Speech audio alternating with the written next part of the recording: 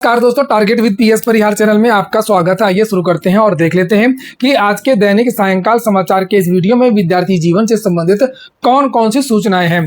तो वीडियो को जल्दी से लाइक कर दें, शेयर कर दें और जिन छात्रों ने चैनल को अभी भी सब्सक्राइब न किया हो तो जल्दी से सब्सक्राइब कर लें ताकि आप लोगों को इसी प्रकार की ऑथेंटिक अपडेट्स सबसे पहले मिलती रहें। चलिए शुरू करते हैं, बात कर लेते हैं सबसे पहले टीजीटी सामाजिक विज्ञान नॉर्मलाइजेशन को लेकर के।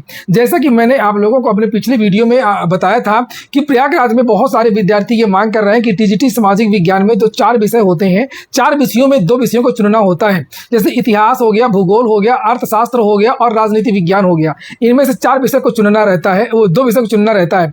अगर किसी का 2 विषय आसान आ गया किसी साल तो उनका जो सिलेक्शन है वो आसानी से हो जाता है। अगर किसी का मान लीजिए किसी ने भूगोल ले लिया और किसी ने अर्थशास्त्र ले लिया, ये 2 सब्जेक्ट और दोनों उस साल कठिन आ गए तो तुलनात्मक दृष्टि से इनका चयन जल्दी होगा, इनका चयन नहीं होगा। और ऐसा अंतर बहुत ज़्यादा हो जाता है, 1-2 नंबर का अंतर नहीं आता है, इसमें 10-10, 15-15 नंबर का अंतर आता है। और अमूमन आप देखेंगे जो राजनीति का जो विषय होता है उसके जो विद्यार्थी हैं वो काफ़ी अच्छा करते हैं, खास तौर से उसमें जो विचारक वगैरह आते हैं वो पूरा याद कर लेते हैं, उसमें काम हो जाता है। भूगोल और अर्थशास्त्र के विद्यार्थियों को काफ़ी समस्याएं होती हैं। विद्यार्थियों को यही कहना है कि जिस तरीके से अन्य भर्तियों में जिसमें अलग अलग शिफ्ट में पेपर होते हैं या अलग अलग सब्जेक्ट्स होते हैं, जैसे पीसीएस में जब ऑप्शनल विषय हुआ करता था उत्तर प्रदेश में तब नॉर्मलाइजेशन हुआ करता था, सामान्यीकरण हुआ करता था। जैसे गणित में पूरे नंबर मिल जाते थे ऑप्शनल वैकल्पिक विषय में, इसको लेकर के विवाद भी हुआ था। और जैसे इतिहास है, मानविकी का किसी ने विकल्प में ले लिया, ऑप्शनल में ले लिया और उसमें पूरे नंबर मिलते ही नहीं हैं तो उनका चयन नहीं होता था। साइंस वर्ग के विद्यार्थियों का चयन पीसीएस में ज़्यादा होता था। और जब नॉर्मलाइजेशन को हटा दिया गया, नॉर्मलाइजेशन उसके पहले किया जाता था। इसी को लेकर के यहाँ पर आप लोग देख सकते हैं प्रतियोगी छात्र हैं सुनील और एक और यहाँ पर छात्र हैं, इन लोगों ने आज ज्ञापन दिया है। पहले मैं आपको ज्ञापन यहाँ पर दिखा देता हूँ। ये लिखा हुआ है, निवेदन है कि सामाजिक विज्ञान विषय के अंतर्गत इतिहास, भूगोल, नागरिक शास्त्र, अर्थशास्त्र के प्रश्न पत्रों में कठिनाई स्तर में स्पष्ट असमानता मिलती है जिससे चयन प्रक्रिया की निष्पक्षता प्रभावित होने की आशंका है। आप लोग इस वीडियो को जरूर लाइक कर दें। अगर आप लोग इन विद्यार्थियों की बातों से सहमत हैं तो वीडियो को शेयर भी कर दें। नीचे लिखा है कि यह आपसे अनुरोध है कि परिणाम घोषित करते समय विषय संयोजन कॉम्बिनेशन के आधार पर चयनित अभ्यर्थियों का विश्लेषण भी किया जाए, क्योंकि किसी विशेष संयोजन के अधिक चयनित होने की स्थिति कठिनाई स्तर में असंतुलन की ओर संकेत कर सकती है। मतलब आप देखें कि अगर किसी ने 10,000 विद्यार्थियों ने इतिहास लिया तो उसमें कितने प्रतिशत विद्यार्थियों का चयन ज़्यादा हो रहा है। अगर किसी ने 5,000 अर्थशास्त्र के विद्यार्थी हैं उसमें कितने प्रतिशत विद्यार्थी चयनित हो रहे हैं, ये पूरा उसका विश्लेषण किया जाए। आगे लिखा कि आपसे निवेदन है कि एक समिति गठित किया जाए, परिणाम में विषय संयोजन आधारित चयन का पारदर्शी विश्लेषण किया जाए और भविष्य की परीक्षाओं में समान कठिनाई स्तर देखते हुए मानकीकृत यानी कि नॉर्मलाइजेशन प्रणाली को लागू किया जाए। ये विद्यार्थियों ने यहाँ पर मांग की है। नीचे लिखा सुनील कुमार, सुरेश तिवारी, सर्वेश कुमार, दीपक सिंह, संजय सिंह, सर्वेश पांडे, ये छात्रों के यहाँ पर नाम लिखिए जो छात्र आज शिक्षक सेवा चयन आयोग गए थे और अधिकारियों से वार्ता भी थी। सुनिए ये विद्यार्थी क्या कह रहे हैं। तैयार किया है और ज्ञापन के साथ साथ संजय सर से हमने मिला भी है। संजय सर से हमने उप सचिव साहब, डिप्टी सेक्रेटरी से हमने वार्ता भी हमारी 20 मिनट की हुई। हमारे साथ सर्वेश जी थे और तमाम साथी थे। मेरा ज्ञापन है, मैं इस ज्ञापन को बताना चाहूंगा पढ़ के। सेवा में अध्यक्ष महोदय, उत्तर प्रदेश शिक्षा सेवा चयन आयोग, प्रयागराज, इलाहाबाद, उत्तर प्रदेश। विषय विज्ञापन संख्या 2/2022 के अंतर्गत टीजीटी सामाजिक विज्ञान परीक्षा में विषयवार कठिनाई स्तर की असमानता एवं परिणामों में पारदर्शिता हेतु निवेदन। महोदय, निवेदन है कि सामाजिक विज्ञान विषय के अंतर्गत विषय इतिहास, भूगोल, नागरिक शास्त्र, अर्थशास्त्र के प्रश्न पत्रों में कठिनाई स्तर में स्पष्ट असमानता देखी गई है जिसे चयन प्रक्रिया की निष्पक्षता प्रभावित होने की आशंका है। साथ ही यह भी अनुरोध है कि परिणाम घोषित करते समय संयोजन यानी कॉम्बिनेशन के आधार पर चयनित अभ्यर्थियों का विश्लेषण भी किया जाए, क्योंकि किसी विशेष संयोजन यानी विशेष कॉम्बिनेशन के अधिक चयनित होने की स्थिति, मतलब उसके छात्र अधिक ना चयनित हो जाएं, इसकी स्तर पर असंतुलन की संकेत कर सकती है, मतलब वो असंतुलन स्थापित कर सकती है।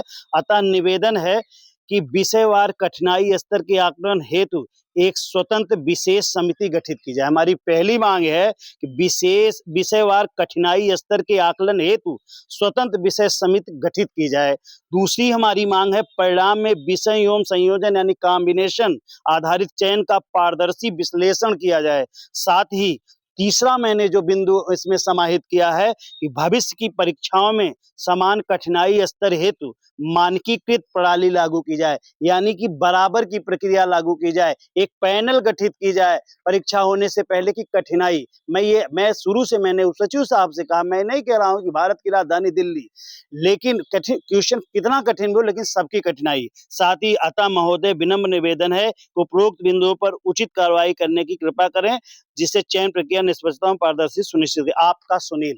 मेरे साथियों, आज बड़े मशक्कत के बाद हम लोग डिप्टी सेक्रेटरी से मिला हूं। उन्होंने कहा कि आज शाम में मीटिंग होने जा रही है, मैं आपकी बात को रखूंगा।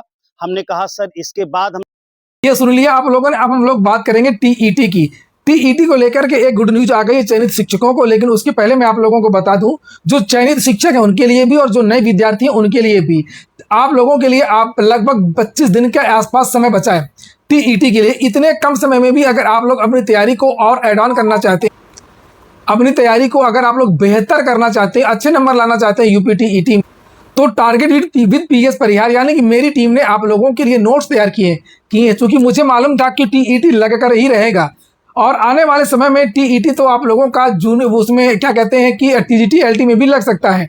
जैसे ही ये नई टीजीटी आएगी, ये वाली टीजीटी नहीं, इसमें तो कुछ नहीं होगा, लेकिन इन फ्यूचर आगे चूंकि अभी समय नहीं है, टेट लागू करने के लिए नियमावली में बदलाव करना होगा, लेकिन लागू तो होगा। और जूनियर भर्ती या तो फिर जूनियर भर्ती देना पड़ेगा, तो उसमें भी टेट लगेगा। फिलहाल आप लोगों के लिए ये नोट्स तैयार किए गए हैं, आप लोग नोट्स को घर बैठे मंगवा सकते हैं। संस्कृत है, पर्यावरण अध्ययन है, हिंदी है, आप लोग देख सकते हैं। जबरदस्त नोट्स है ये, देखिए कहीं पर आप लोगों को इस तरीके का मटेरियल देखने को नहीं मिलेगा।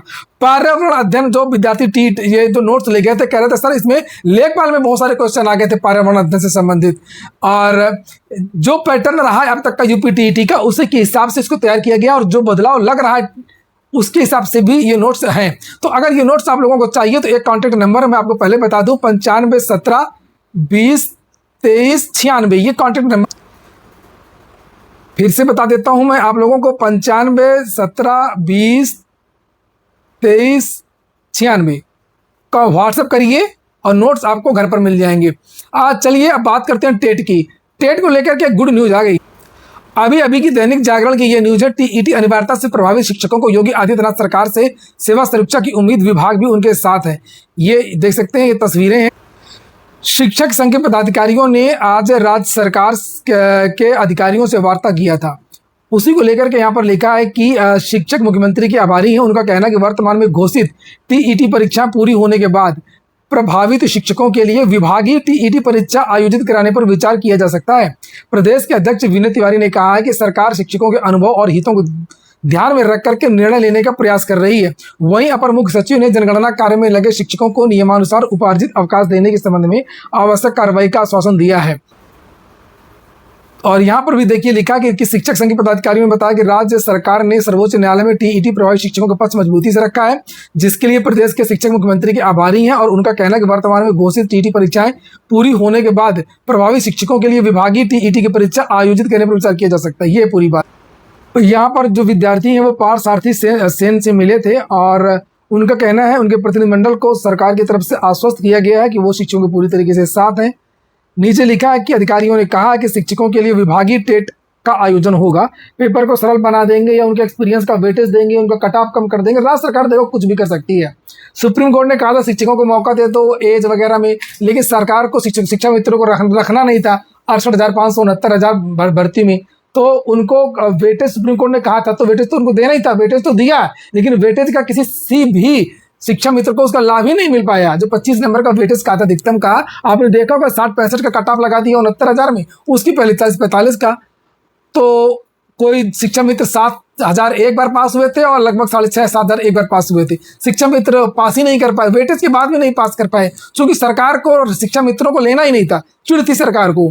और सरकार अगर जब चाहेगी कि नहीं हमको शिक्षकों को टीटी पास करवाना, तो सरकार कुछ भी कर सकती है, किसी भी तरीके से छूट दे सकती है, किसी भी तरीके से ढील दे सकती है। सरकार है। और सुप्रीम कोर्ट जो भी आदेश देती है उसका कुछ न कुछ तोड़ सरकार निकाल ही लेती है संवैधानिक तरीके से। इसके बाद में हम लोग बात करेंगे अब यूपी ट्रिपल एससी की। तो यूपी ट्रिपल एससी से आज 5 नोटिस जारी हुई हैं, आप लोग जाकर के देख लीजिए। एक है बीसीजी टेक्नीशियन भर्ती 2024 की। ये विद्यार्थी जो अपनी प्रविष्टियां वगैरह अंकित करके अपना जो कुछ रिजल्ट है लिखा है, शॉर्ट लिस्ट हो रहे 77 अभ्यर्थियों का परिणाम आयोग की वेबसाइट पर अपलोड कर दिया गया है और आयोग की वेबसाइट पर जाकर के अपना जो रिजल्ट है वो देख सकते हैं। स्टोर कीपर की भी एक नोटिस जारी हुई है, ये देख सकते हैं, विज्ञापन संख्या 02/2024। स्टोर कीपर व सहायक ग्रेड 3 मुख्य परीक्षा। तो इसमें से कुछ और विद्यार्थियों को भी डॉक्यूमेंट वगैरह अपलोड करना है, तो जो स्टोर कीपर से संबंधित विद्यार्थी हों ये देख ले, कुछ और विद्यार्थियों को यहाँ पर मौका दिया गया है डॉक्यूमेंट अपलोड करने के लिए। यहाँ पर लिखा है अभ्यर्थियों को कुल 706 अभ्यर्थियों को सूचित किया जाता है कि वे 11 जून से लेकर के 10 जुलाई तक अपने जो डॉक्यूमेंट हैं वो अपलोड कर सकते हैं। अगली नोटिस है एजीटीए को लेकर के, और यहाँ पर इसमें भी डॉक्यूमेंट वेरिफिकेशन के लिए डॉक्यूमेंट्स अपलोड करने को लेकर के नोटिस जारी की गई।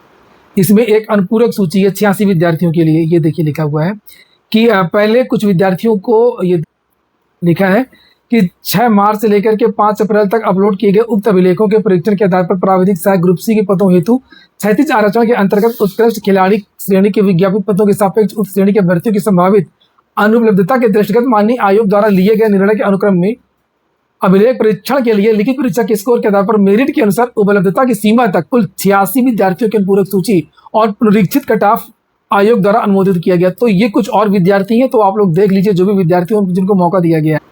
एजीटीए के विद्यार्थी हो गए और एक पुरानी विद्यार्थी है, तो ये विद्यार्थी भी देख लें एएसओ के, उनके लिए भी यहाँ पर एक नोटिस जारी हुई है और कुछ विद्यार्थियों को मौका दिया गया व्यक्तिगत सुनवाई के लिए। ये देखिए, ये प्रोविजनल रूप से ये इनका चयन हुआ था और अब इनको जाकर के वहाँ पर अपने बताना होगा जो भी कमियाँ वगैरह। और अंतिम सूचना है पुलिस कांस्टेबल भर्ती की। तो आज परीक्षा हो गई, आज के दिन की परीक्षा हो गई। बस किराए को लेकर के रोडवेज ने नोटिस भी जारी की थी, क्योंकि बहुत सारे विद्यार्थियों से आज किराया लिया गया है। बहुत सारे वीडियो भी वायरल हो रहे हैं इसको लेकर के, और लेकिन अब आज नोटिस जारी हुई है और आज स्पष्टीकरण दिया गया कि अब आज से छूट मिलेगी। लिखा है पेपर में कि सवालों पर चर्चा होती रही, जीएस विद्यार्थियों को थोड़ा सा कठिन रहा, पेपर ज़्यादातर विद्यार्थियों ने ठीक ठाक बताया, मीडियम टाइप का पेपर आया था, विद्यार्थी बहुत डर रहे थे होमगार्ड के पेपर को लेकर के, कहीं ऐसा ना हो कि होमगार्ड की तरह बहुत कठिन पेपर आ जाए। और लिखा हुआ यहाँ पर कि प्रथम पाली में 70% विद्यार्थियों ने परीक्षा दिया, द्वितीय पाली में भी लगभग 70% विद्यार्थियों ने परीक्षा दिया। और बहुत सारे वीडियो वायरल होते रहे तलाशी को लेकर के, कान में, मफलर में, कॉलर में, बटन में, चश्मे में, टोपी में, हर जगह तलाशी हुई। यहाँ पर आप लोग देख भी सकते हैं, ये आज ही का एक एग्जाम सेंटर में विद्यार्थियों कान चेक किया जा रहा है, कॉलर चेक की जा रही है, बटन चेक की जा रही है, चश्मा चेक किया जा रहा है। ये देख सकते हैं, ऐसा ना हो कोई ब्लूटूथ डिवाइस वगैरह हो मेटल डिटेक्टर के साथ में, पूरा सब खुलवा। तो ठीक है दोस्तों, ये हो गया आज का वीडियो। आपको अच्छा लगा, कोई काम का हो तो लाइक अवश्य कर दें। जिन छात्रों ने चैनल को सब्सक्राइब न किया हो सब्सक्राइब कर लें। पूरा वीडियो सुनने के लिए बहुत बहुत धन्यवाद।